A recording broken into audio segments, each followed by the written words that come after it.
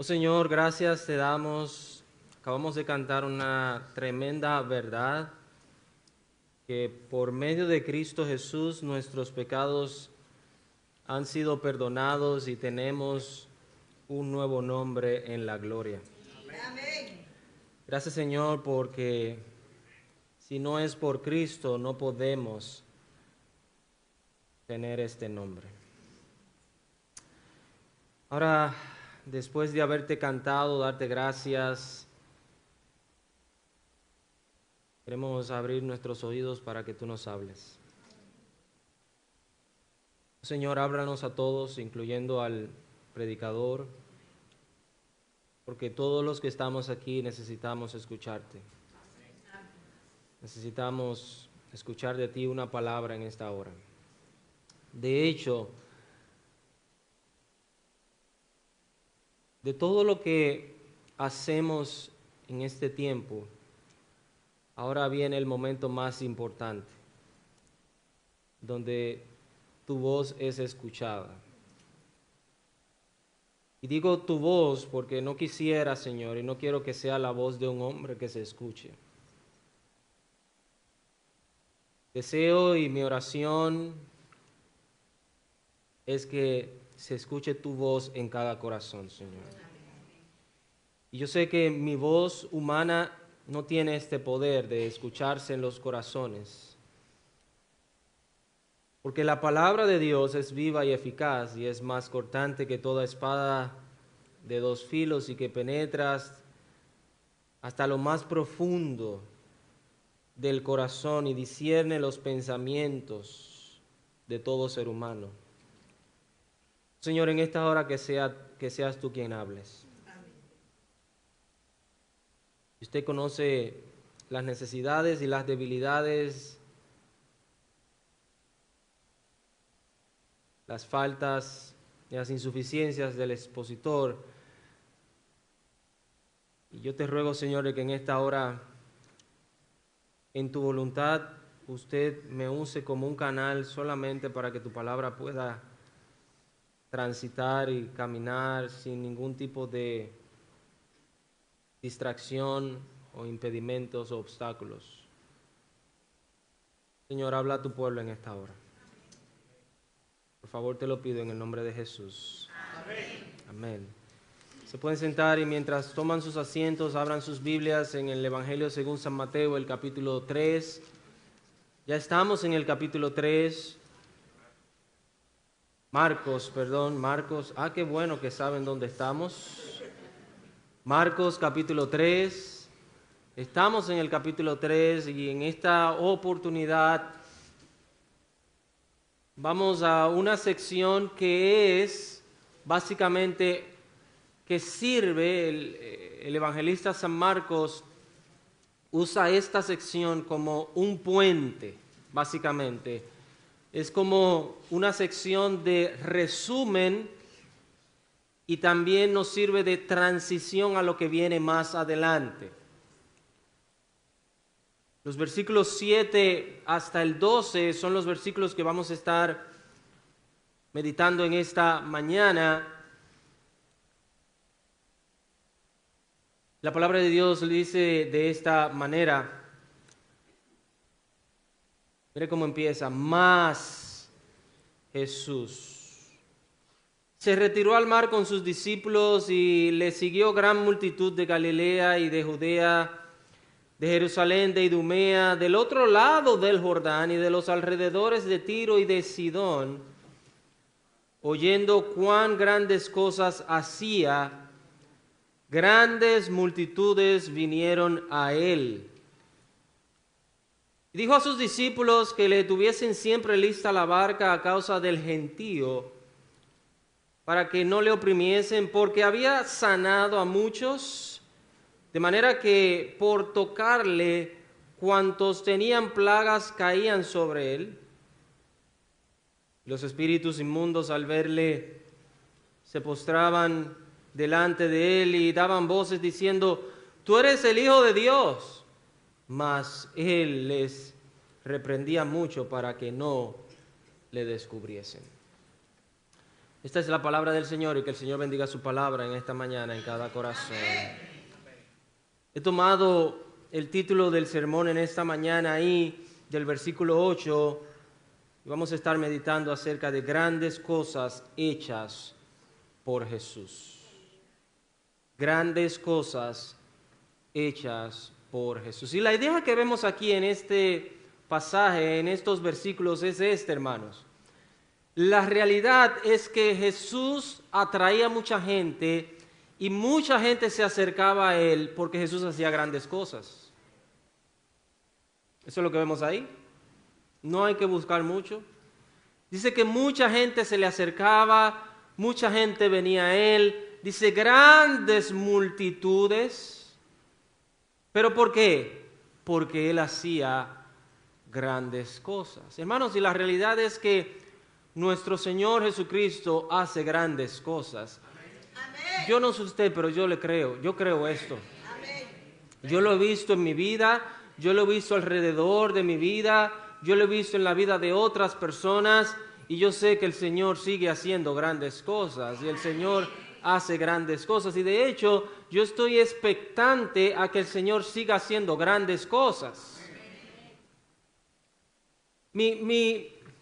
Esto es de manera personal, esta es mi vida cristiana. Obviamente no vengo a predicar aquí experiencias personales, ni pensamientos personales, nada por el estilo, pero en mi vida personal como cristiano, hermano, yo espero que Dios haga grandes cosas. No solamente en mi vida, sino en la vida de otros. Pero hermanos, para que el Señor haga grandes cosas, tenemos que acercarnos a Él. Tú no podrás ver grandes cosas del Señor si estás lejos.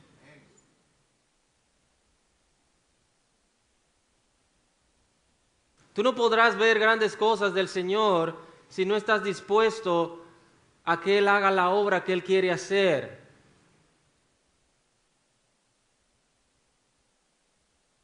Como les decía, este pasaje de ahora, los versículos 7 al 12, no es un pasaje complicado, no es un pasaje, vamos a decirlo así, demasiado profundo. Es un pasaje bastante digerible, bastante claro, sencillo, por decirlo de alguna manera. Es un pasaje donde Marcos hace un resumen del ministerio del Señor Jesús hasta ese momento. Recordemos que Marcos nos presenta a Jesús actuando, a Jesús haciendo. Y nos presenta todo lo que Jesús había hecho desde el capítulo 1, el versículo 16, hasta el capítulo 3, versículo 6, donde terminamos la vez anterior. Pero también este pasaje nos sirve de transición hacia dónde se dirige el ministerio del Señor Jesús. Vamos a hacer un pequeño resumen. Hemos visto a Jesús, a partir del versículo 16 del capítulo 1, escoger a un grupo para hacer una misión especial. Hemos visto a Jesús desplegar su evidencia, desplegar y evidenciar su autoridad en las Escrituras, pero también su autoridad con las enfermedades y espíritus inmundos. Ustedes se acuerdan que Jesús entraba en las sinagogas y entró en una sinagoga en una ocasión y dice que se admiraban de la doctrina, de cómo enseñaba, porque les hablaba como quien tiene autoridad y no como los escribas. Jesús desplegó su autoridad en las Escrituras, les enseñaba las Escrituras como nadie nunca había enseñado las Escrituras. Y recuerde que el Señor dijo que Él había venido ¿para qué? Para predicar, para enseñar las Escrituras. Jesucristo ha sido el mejor predicador, es el mejor predicador y será el mejor predicador de toda la historia de la humanidad. Por eso la misión nuestra es predicar en el nombre del Señor Jesucristo, predicar lo que Cristo ha enseñado, ha predicado. Hemos visto, aparte de eso, a Jesús otorgar misericordia gracia y compasión a los necesitados. ¿Se recuerdan cómo Jesús sanó a un hombre que fue traído por 4 amigos y lo levantó de su lecho donde estaba postrado por muchos años, con parálisis en sus piernas? Hemos visto a un Señor Jesucristo sanar a leprosos. Hemos visto a un Señor, como vimos la última vez en la primera sección del capítulo 3, sanar a un hombre en día de reposo, restaurarle una mano que estaba inhabilitada, que la tenía seca. Y eso es muestra del poder y la misericordia y la gracia del Señor a personas que están en necesidad. Hemos visto a Jesús demostrar su poder y autoridad perdonando pecados, ¿se acuerdan? Que le decían, ¿y quién es este que perdona pecados? ¿Quién se cree? Solo Dios puede perdonar pecados, pero Él está evidenciando que Él es Dios y que Él tiene poder para perdonar pecados. Hemos visto a Jesús hasta ahora enfrentar el legalismo y el moralismo de los religiosos que entendían que por cumplir ciertas normas humanas, por hacer lo que otros nos hacían, por comportarse como otros no se comportaban, entendían que tenían el favor de Dios. Y Jesús viene y los enfrenta y les dice, no, el favor de Dios no se gana por hacer o cumplir ciertas reglas o hacer o no ciertas reglas. El favor de Dios se gana obedeciéndole. Si se puede decir que se gana, porque el favor de Dios es un regalo de Dios. El favor de Dios solamente se recibe. El leproso no hizo nada para que el Señor le sanara. El hombre de la mano seca no hizo nada para que el Señor le sanara. No compró ese favor, porque el favor de Dios no se compra, solamente se obtiene por pura gracia. Jesús, lo hemos visto, colocar la gracia y la misericordia como descanso para la persona, por encima del legalismo que en lugar de hacer a las personas descansar, el legalismo se convierte en una carga. En vez de usar el día de reposo para un descanso, lo habían puesto como un día de carga. Y Jesús enfrenta todo esto y les dice, miren, el Señor ya nos ha pedido lo que quiere de nosotros y es que nos humillemos delante de su presencia y que demos misericordia.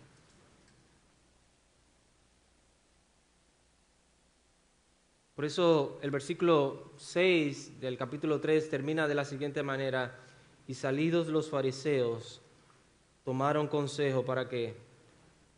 Para destruirle. Tomaron consejos con los herodianos contra él para destruirle. El fariseo, hermanos, lo que hace el fariseo es rechazar a Jesús.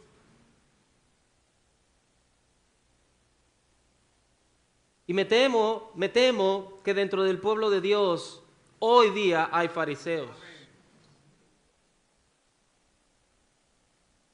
Y usted me dirá, ¿cómo?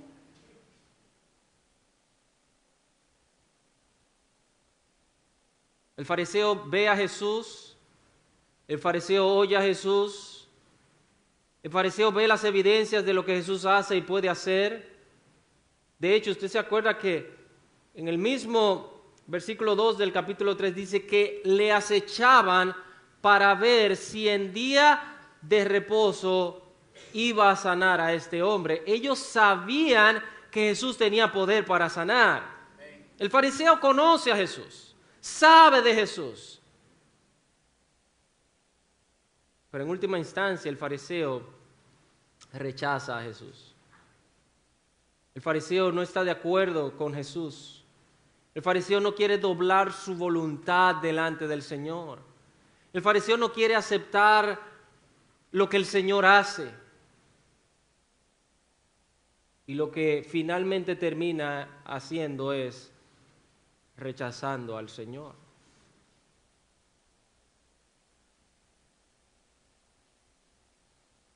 Hay un hombre que nosotros conocemos por las Escrituras que estuvo muy cerca del Señor, que vio cosas que ninguno de nosotros hemos visto. Escuchó palabras y enseñanzas que no tenemos registradas en las Escrituras del Señor Jesús y al final les rechazó. Conocemos de Judas. Hermanos, el asunto de aceptar y recibir al Señor no es un asunto de evidencias, es un asunto de fe, es un asunto del corazón, es un asunto de voluntad. El mismo Señor Jesucristo en San Juan le dice a los fariseos, y no queréis venir a mí.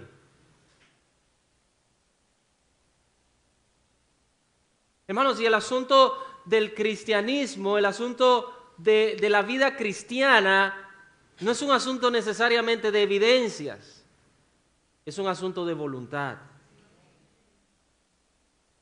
¿Usted me está escuchando, hermanos?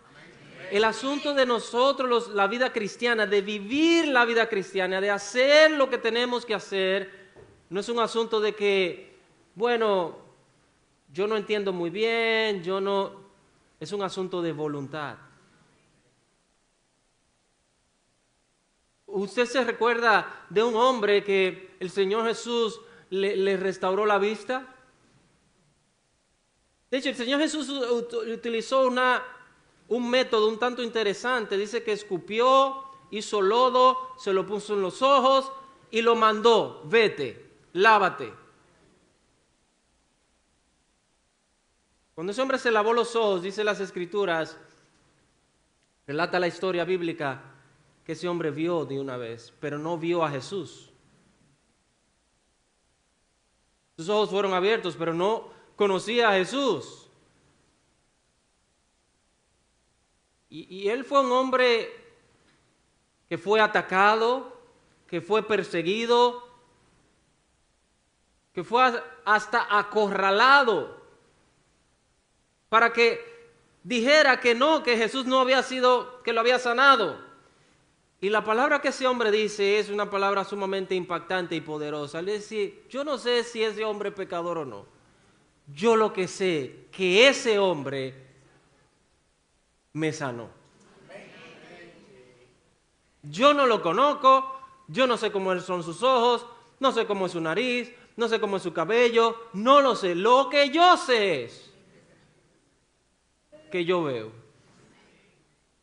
Ustedes me pueden decir lo que ustedes quieran, ustedes me pueden acorralar por donde ustedes quieran y me pueden amenazar como ustedes quieran. Yo lo que sé que ese hombre me sanó. Es un asunto del corazón, hermanos.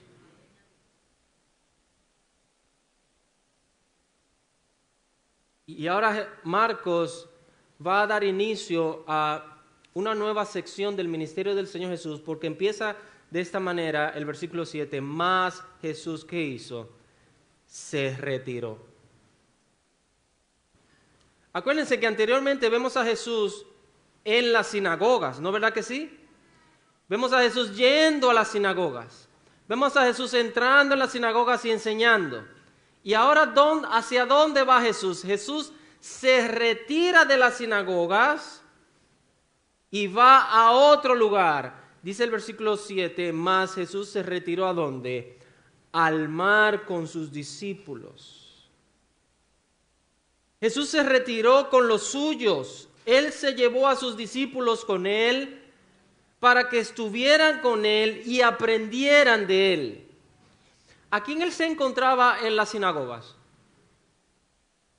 ¿A quién él se encontraba en las sinagogas? A los fariseos.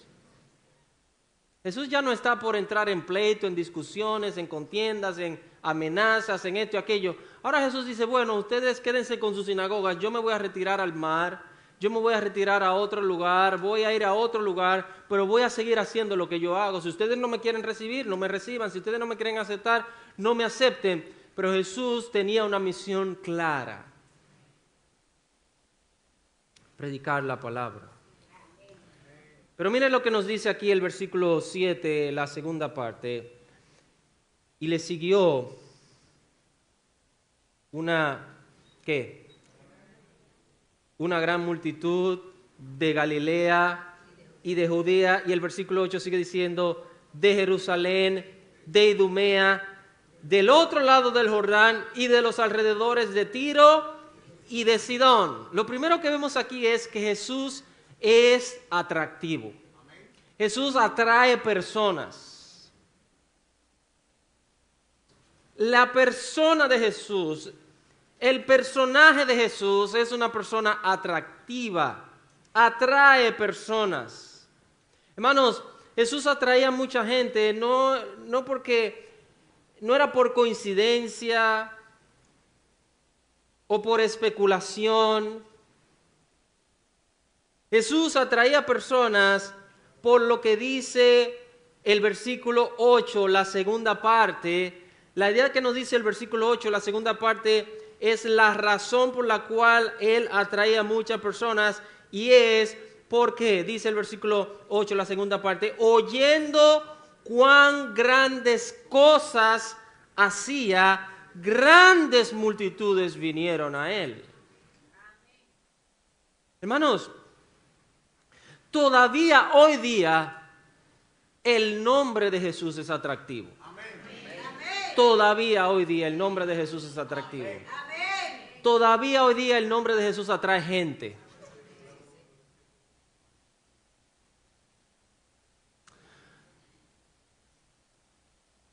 Tengo que avanzar.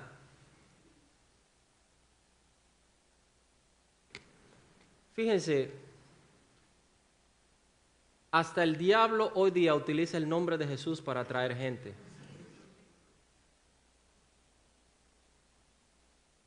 Los falsos usan el nombre de Jesús para atraer gente. Hermano, usted sabía, hermanos y amigos, ¿ustedes sabían que Satanás tiene poder para hacer milagros? Pero Satanás nunca va a decir, o Satanás nunca va a usar a uno de sus seguidores o a uno de sus discípulos, porque Satanás tiene discípulos. Nunca lo va a usar para que noche de milagros en el nombre del diablo. ¿Cuándo usted escucha eso? Usted no va a escuchar eso. Nadie se va a acercar por ahí.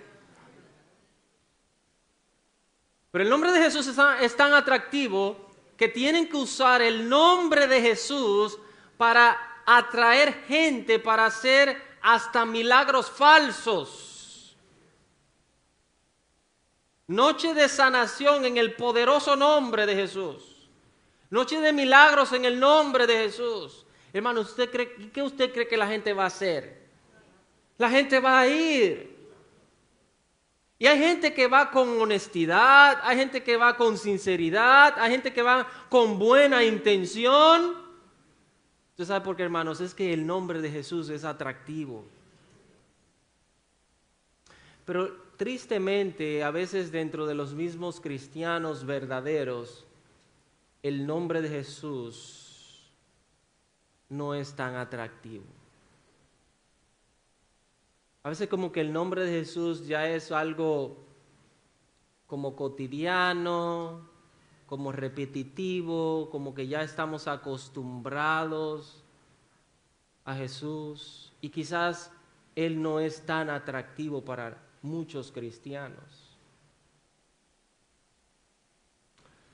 Ustedes, vamos solamente a adorar el nombre de Jesús. Es a Él que vamos a adorar. Es a Él que tenemos que adorar. No venimos a gozarnos nosotros mismos o a tener una fiesta o a divertirnos. Venimos a honrar el nombre de Jesús. De hecho, el texto aquí nos está diciendo, el versículo 7 y el versículo 8, el énfasis aquí es que venían de todas partes. No solamente los de cerca, sino de lejos. Mire otra vez conmigo el versículo 7. Y le siguió gran multitud de Galilea y de Judea, de Jerusalén, de Idumea y del otro lado del Jordán.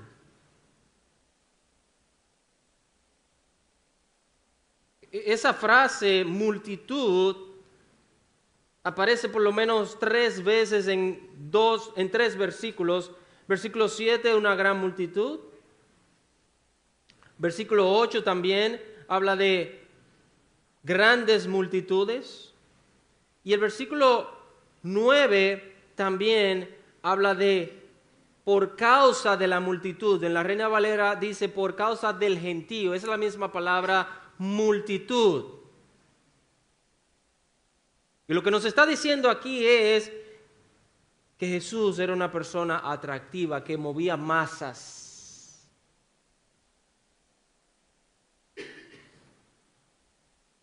Y obviamente la razón está clara aquí en el versículo 8. El versículo 8, la razón por la cual él atraía a mucha gente era por las grandes cosas que hacía. Y esto se refiere a los milagros y a las señales. Recordemos que el pueblo admiraba a Jesús por su doctrina, lo admiraba por las señales que él hacía. Si usted va al 2, el versículo 12, dice, entonces él se levantó enseguida, esto es el paralítico, y tomando su lecho salió delante de todos, de manera que todos, ¿qué? Se asombraron y glorificaron a Dios diciendo, nunca hemos visto tal cosa. Hermanos, y si esas personas veían cosas grandes hechas por Jesús, los que estaban ahí, ¿qué usted cree que ellos iban a hacer cuando se iban para su casa, o se iban para su comunidad, o se iban para su pueblo, o se iban para su aldea? ¿Qué ustedes creen que ellos hacían? Iban a hablar, iban a decir, oye, mira, nosotros vimos a un hombre que no caminaba y Jesús le dijo que caminara y empezó a caminar. Mira, vimos a un hombre que tenía lepra, estaba todo leproso y el Señor Jesús lo sanó. Mira, vimos a un hombre que estaba ciego y me reconoció. Vi a un hombre que estaba manco, que no podía mover sus manos.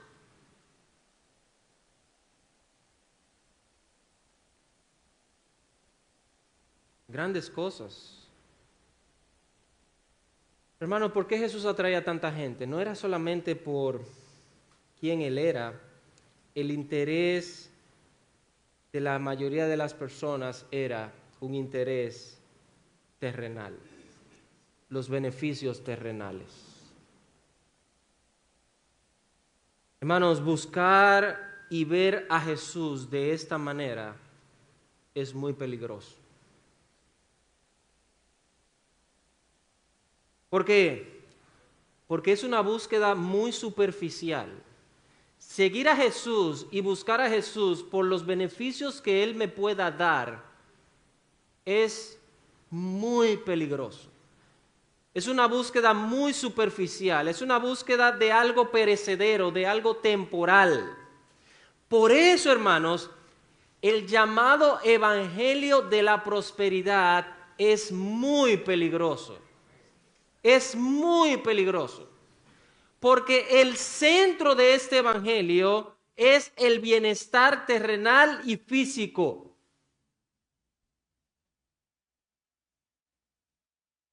Hemos escuchado desde púlpitos decir que un cristiano no puede enfermarse,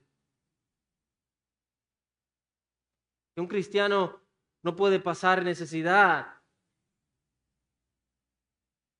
Eso es peligrosísimo.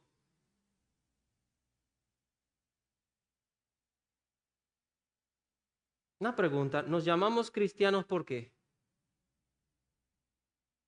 Porque se supone que seguimos el ejemplo de quién, ¿de quién? ¿De quién? De Cristo. Hermano, pero Cristo no tenía carro, no tenía dónde recostar su cabeza, dice. Jesucristo lo maltrataron, tuvo hambre, tuvo que pedirle agua a una mujer.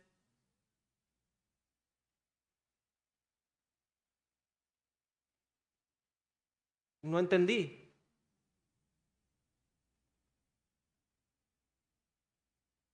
En las Escrituras, en el Nuevo Testamento, vemos a cristianos enfermos. Vemos a un Pablo enfermo, vemos a un Timoteo enfermo. Vemos a la suegra de Pedro enfermo.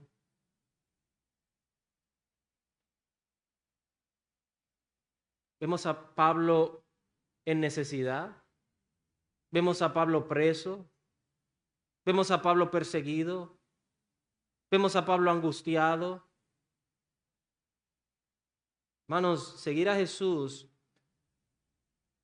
por lo que Él me pueda dar, terrenal o físicamente, es muy peligroso. Le buscaban no necesariamente por lo que Él predicaba o por lo que Él era, por la persona que Él era. Él era el Mesías, el Salvador, el Redentor de Israel. Ellos le buscaban por las grandes cosas que Él hacía. Eso es una fe superficial.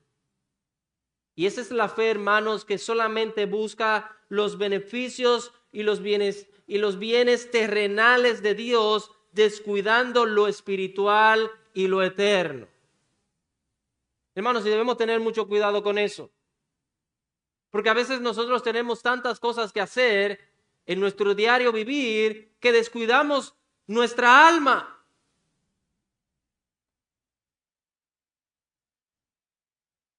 ¿Me están entendiendo? Porque le veo la cara como medio... ¿Me están entendiendo? Descuidamos nuestra alma porque tenemos que trabajar, porque tenemos que estudiar, porque tenemos que buscar esto, necesitamos todo lo demás y estas cosas y queremos esto y queremos aquello. Y cuando viene a ver, hermanos, estamos en un hoyo espiritual. Descuidamos nuestra alma. Hermanos, Dios es claro. Dios quiere primero y Él quiere tener cuidado primero de nuestra alma. Todo lo demás es secundario. No es que no sea importante, pero es secundario.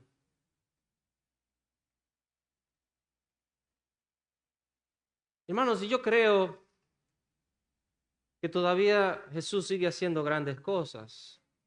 El versículo 9 nos dice lo siguiente. Y dijo a sus discípulos que le tuviesen siempre lista la barca a causa del gentío para que no le oprimiesen. Le buscaban,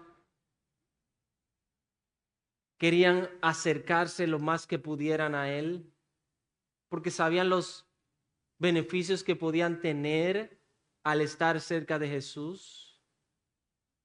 Y lo segundo que queremos ver aquí y que el texto nos enseña es no solamente que Jesús es atractivo, sino que Jesús es poderoso. Jesús es poderoso. Mire lo que dice el versículo 10. El versículo 9 nos sirve como más o menos transición y Jesús dice, vamos, prepárenme la barca, estoy en el mar, estoy en la orilla del mar, estamos en la playa, hay tanta gente, la gente me oprime, me aprieta, lo que la gente quiere es acercarse a mí por los beneficios terrenales, por los beneficios físicos. Y dice que él subía a la barca para enseñarles desde la barca.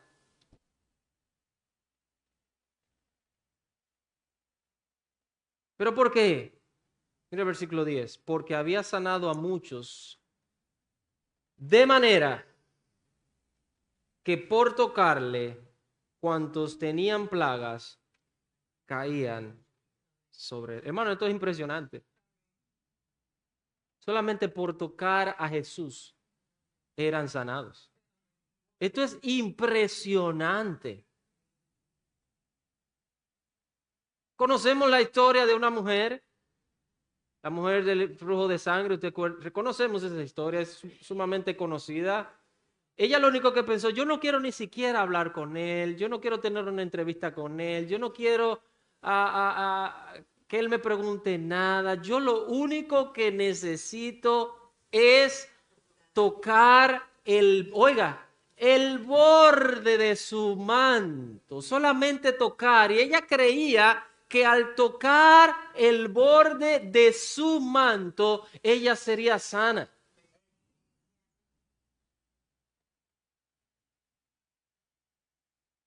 Tocó el borde de su manto y fue sana. Y Jesús se detiene y dice, un momentico, vamos a pararnos aquí. Alguien me ha tocado. Y los discípulos, Señor, pero ven acá, ¿qué es lo que tú estás diciendo? ¿Cómo es la cosa?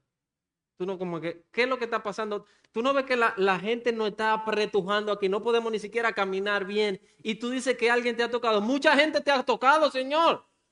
Tú no lo entiendes, tú no lo percibes. Mucha gente te ha tocado. Él dice, sí, lo que pasa es que poder ha salido de mí.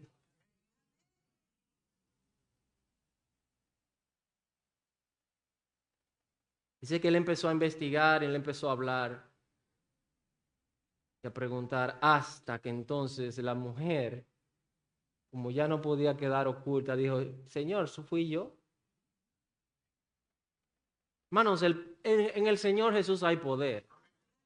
Por eso yo le oro al Señor. Yo no sé si usted le ora al Señor por eso, pero yo oro al Señor porque Él tiene poder.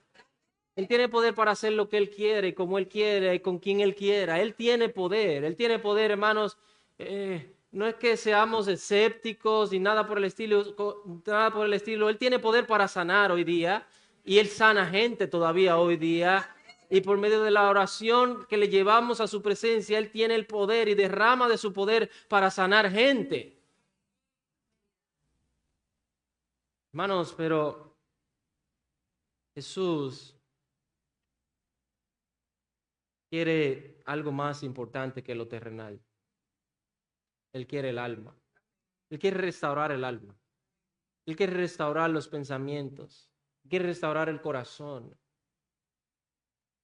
Usted sabía, hermanos, que hay médicos y especialistas que con tratamiento sanan personas, pero no hay especialistas del corazón. ¿Usted sabía eso?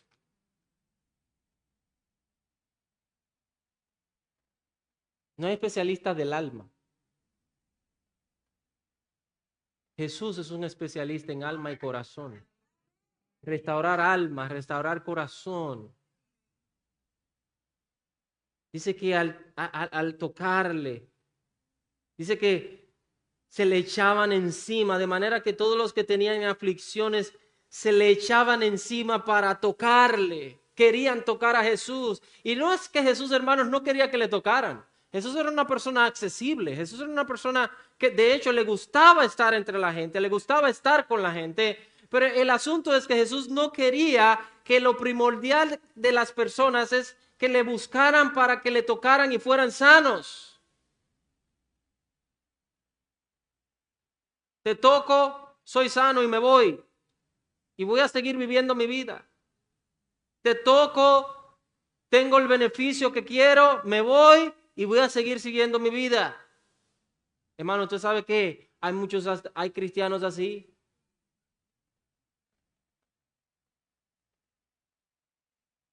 Cuando tenemos los beneficios del Señor, hasta nos olvidamos del Señor. Y esto es común y muchas veces se repite una y otra vez y se repite una y otra vez.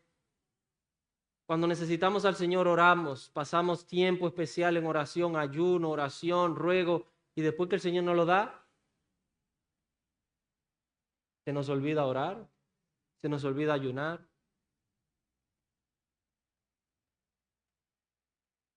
El poder del Señor Jesús es impresionante. Hermano, no solo con tocarle, Jesús hablando sanaba gente. Hablando sanaba gente. Jesús no utilizaba palabrerías.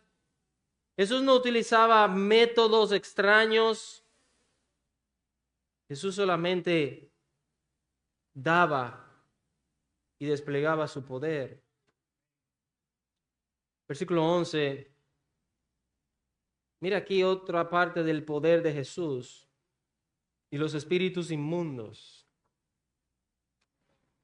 Los espíritus inmundos, ¿qué?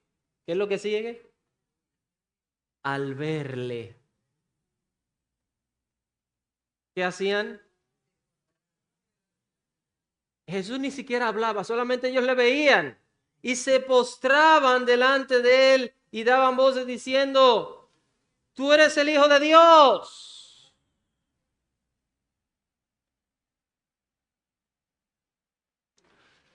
Hermanos, ustedes saben que vemos aquí el respeto de los espíritus inmundos por la persona de Jesús.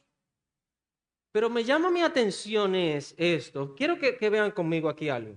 Fíjense conmigo algo aquí en el texto. Los espíritus inmundos al verle, ¿qué hacían? Se postraban delante de él. Ellos veían quién era Jesús. ¿Y qué hacían? Se postraban. Hermanos, nosotros conocemos a Jesús, pero muchas veces no nos postramos delante de él. Esto habla de un respeto, de una sujeción. Hermanos, el libro del escritor Santiago nos dice que los demonios creen y que hacen y tiemblan ante la presencia de Dios.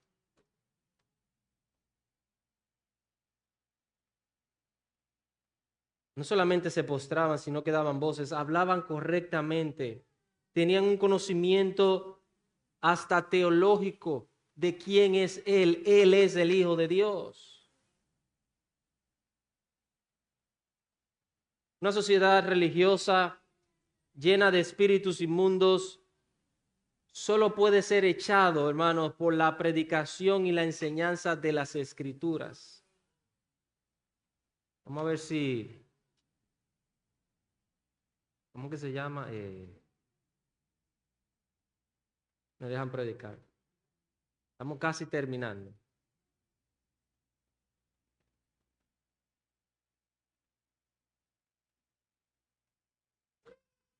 Hermanos,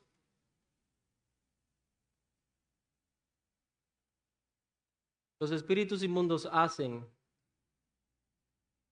lo que nosotros deberíamos hacer ante la presencia del Señor.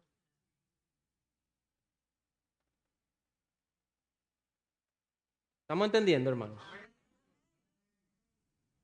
Jesús no es cualquier cosa. Jesús no es cualquier persona. Jesús es el Hijo de Dios. Más aún, Jesús es Dios encarnado. Y escuchaba recientemente un recordatorio en una predicación de que, hermanos, realmente, y esto es así, cuando una persona y cuando un cristiano tiene un encuentro con Cristo, su vida tiene que ser diferente. ¿Usted sabe por qué nosotros no somos diferentes? Porque estamos teniendo pocos encuentros con Jesús.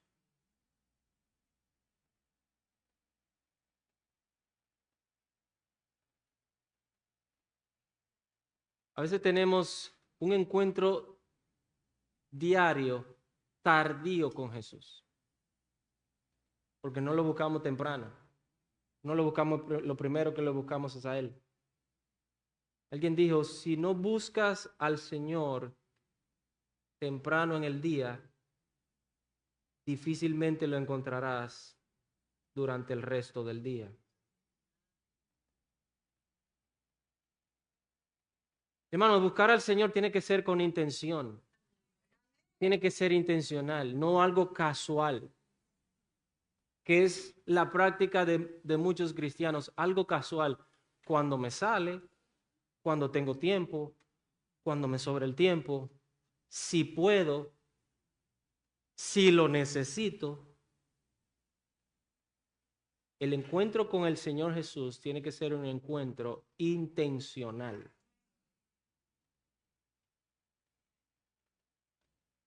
Hermano, ¿ustedes creen? Yo le pregunto, ¿ustedes creen que los demonios querían encontrarse con Jesús? Hermanos, no.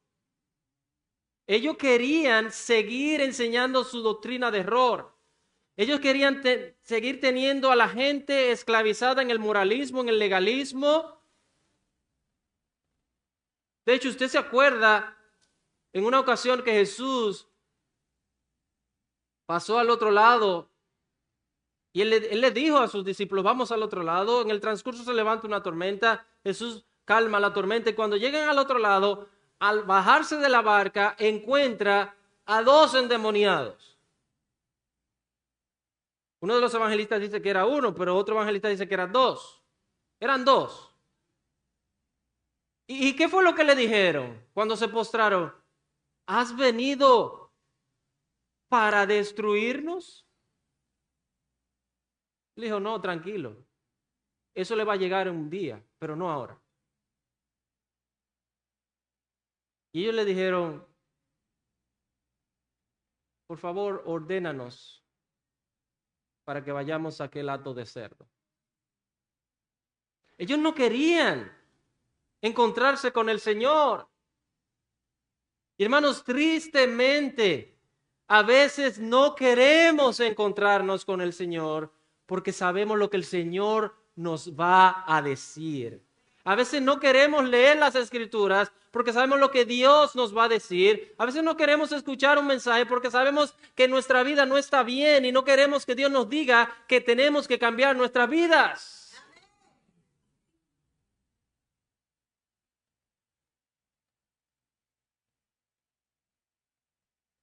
Hermanos, tenemos que empezar a tener encuentros con el Señor Jesús por la razón correcta.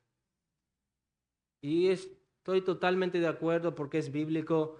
El Señor Jesucristo nos dice que pidamos todo lo que quisiéramos en el nombre de Él. Pedimos todo lo que queramos, hermanos.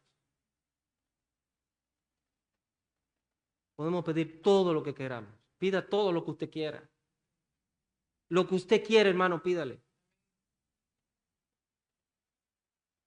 De hecho, Santiago nos anima a pedir. Nos dice, no recibimos porque no pedimos. No recibís porque no pedís. Eso es lo que está diciendo Santiago. ¿O no? El problema está que Santiago nos dice que cuando pedimos, pedimos mal. ¿Cuál es la razón muchas veces de nuestra pedidera? Según Santiago. Estoy siendo aquí dominicano, ¿no, verdad? Pedimos las cosas temporales para gastar en nuestros deleites.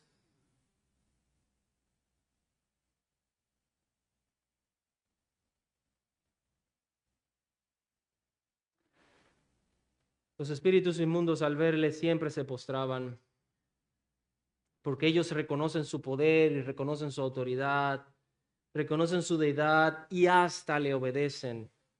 Muchas veces nosotros no reconocemos su poder, su autoridad, su deidad, entendemos que Jesús es alguien más, pero Jesús sigue siendo poderoso, hermanos. Y si Él es poderoso, debemos postrarnos delante de su presencia. El versículo 12 dice, mas Él les reprendía mucho para que no le descubriesen. Dos razones por qué Jesús les reprende a los espíritus inmundos. Él no quiere la proclamación, número uno, Él no quiere la proclamación de falsos creyentes. Él no quiere que los demonios le estén proclamando. Él quiere que verdaderos creyentes le estén proclamando. ¿Usted se acuerda en Hechos capítulo 16?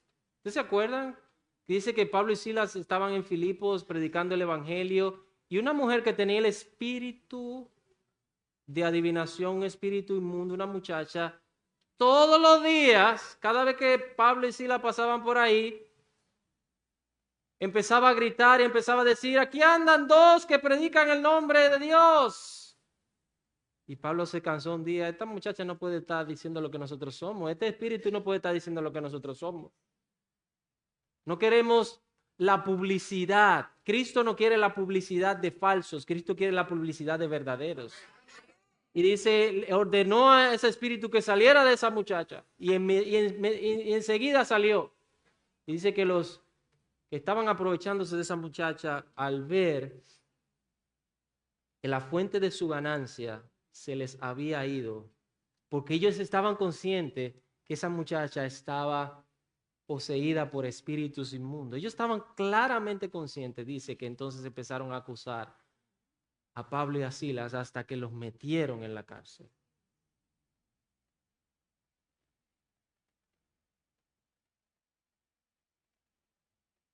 Hermanos,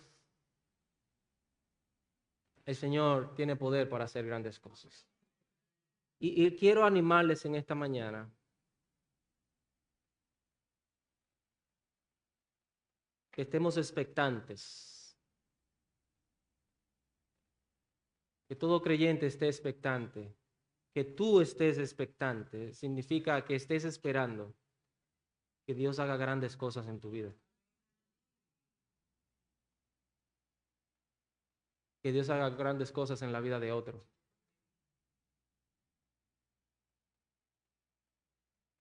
Alguien me dijo hace unos años atrás, me dijo esta frase: Isaac, piensa en grande. Hablándome de la obra del Señor. Yo todavía estoy pensando en grande. Porque yo sé que nuestro Señor tiene poder. Tiene poder para cambiar vidas. Tiene poder para sanar. Tiene poder para transformar. Tiene poder para salvar. Tiene poder para cambiar nuestros corazones. Tiene poder para cambiar corazones de cada creyente. Él puede hacer grandes cosas en nuestras vidas. Yo te pregunto, hermano, ¿tú no quieres que Dios haga grandes cosas en nuestra congregación? Entonces lo que tenemos que dejar que Dios la haga.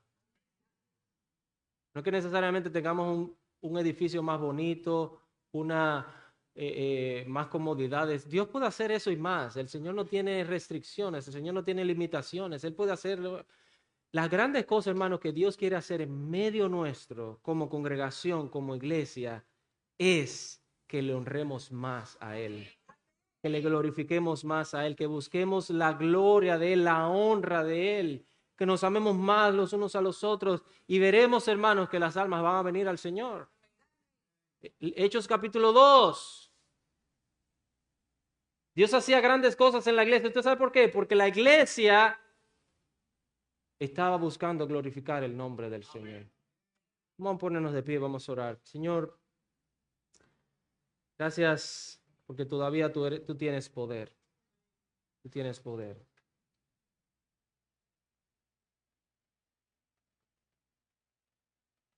Señor, quisiéramos que tú hagas grandes cosas en nuestras vidas.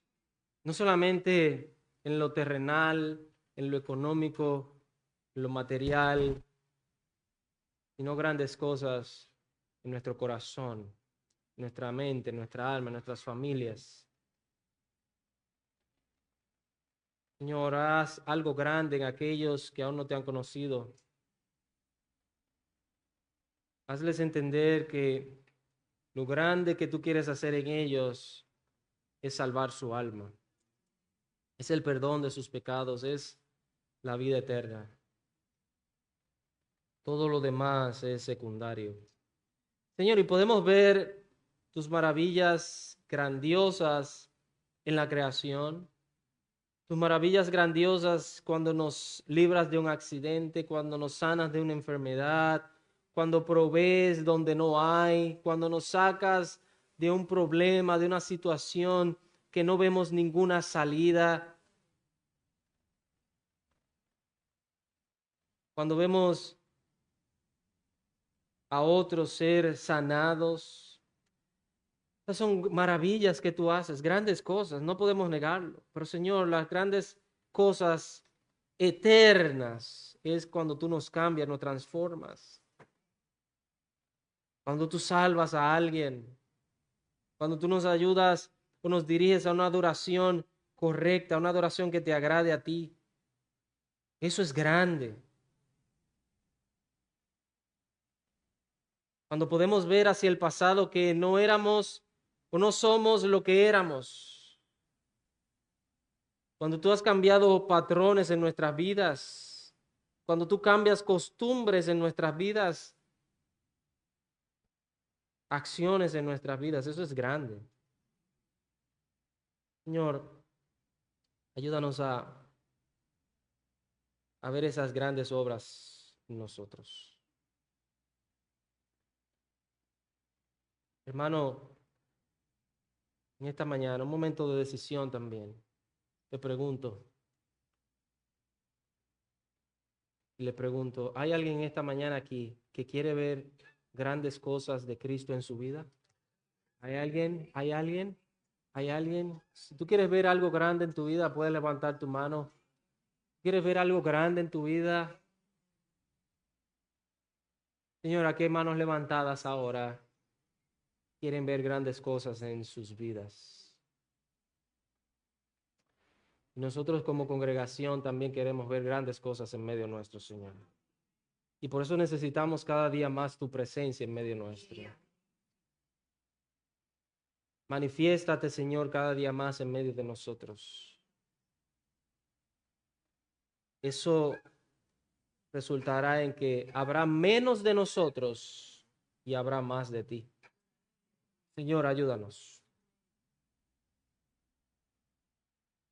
Queremos pedirte esto, Señor, por favor. En el nombre de Jesús.